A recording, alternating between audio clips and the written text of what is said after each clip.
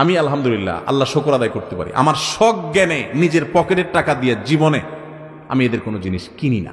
সেদিন এক জায়গায় একটা খাবার অর্ডার দিতে বলছি আমার ড্রাইভার সাহেবকে, তো উনি ফোন দিচ্ছেন, বলে যে অফার আছে স্যার।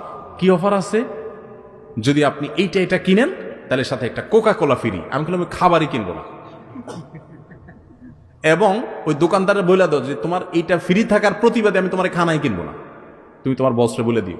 তাহলে যেই পণ্য আমার মুসলমান ভাইয়ের বুকের উপরে বোমা হয়ে পড়ে সেটা আমি কখনো টাকা দিয়ে কিনতে পারি না। আমার দেশিটা খাবো, আছে না নাই দেশি, সেটা খাবো, প্রয়োজনে খাবো না, দাম বেশি দিয়ে কিনবো আল্লাহর জন্য, এটাই তো আমার আখিরাতের বিনিময় হবে।